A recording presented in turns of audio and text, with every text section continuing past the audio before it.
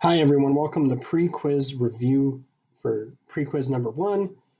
We're going to look over the answers for it, discuss them. Hopefully we all learned something new or we refresh some of the stuff that we talked about here in class. So question 1, what macronutrient contains the element nitrogen? And actually only one macronutrient contains nitrogen. All the other macronutrients are made up entirely of carbon, oxygen, and hydrogen, and it's protein. Protein contains the element nitrogen.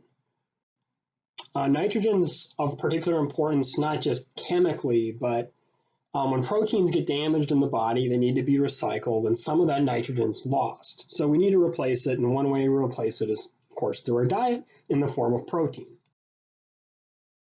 Question 2, most fruits and vegetables are good sources of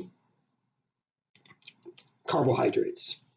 Although some fruits, like avocados, are actually good sources of fats, and some vegetables, soybeans, quinoa are actually good sources of protein. Most are just good sources of carbohydrates. Alcohol obviously can be fermented from fruits and vegetables, but raw or offhand, fruits and vegetables are not sources of alcohol, of course.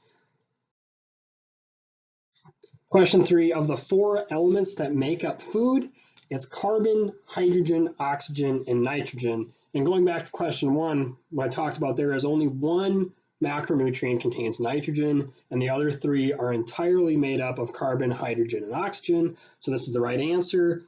Although in some of the other ones, iron and sodium can be found in foods, they don't really make up that much of food. And methanol, guys, isn't technically an element, it is a molecule. Okay, question 4, what macronutrient provides the most energy per weight? And the answer to that's fat. Fat provides 9 calories per gram, whereas alcohol, which is the next most as far as energy, provides 7 calories per gram. Protein and carbohydrates provide 4. Okay, so the answers for question 5 are already written below, but I don't want to just skip over this. This is important stuff for understanding really how chemical structures can be made. Hydrogen can only have 1 bond, oxygen 2, nitrogen 3, and carbon 4.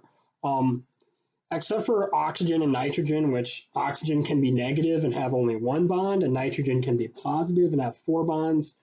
These are the exact number of bonds they will have, and this is the exact, this is the way that macronutrients are made up of these 4 different things into a lot of different shapes. So it's pretty interesting that only 4 elements result in all these different chemical structures.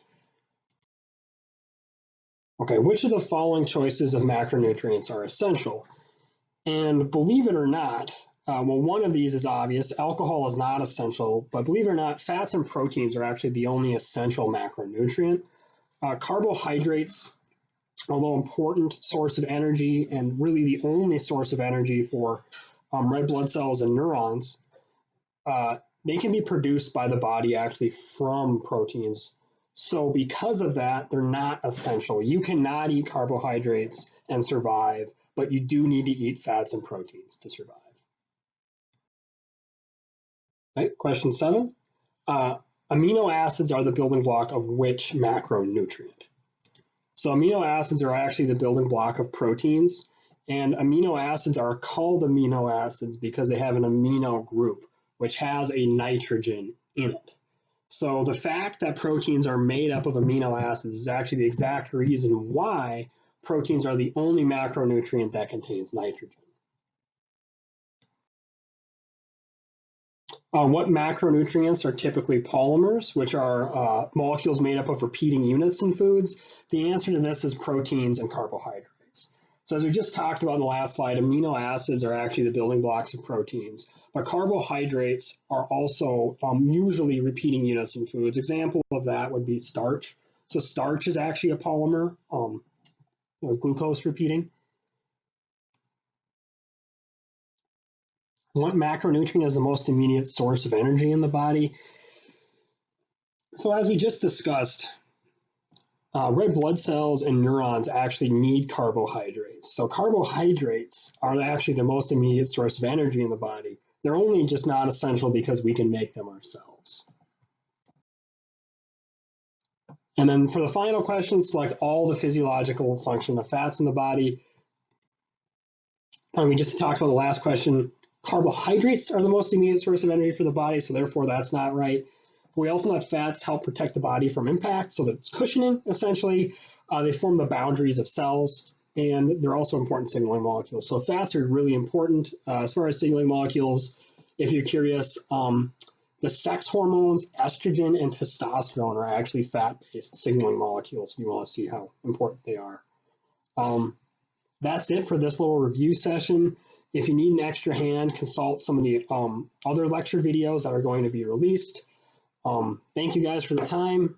See you later.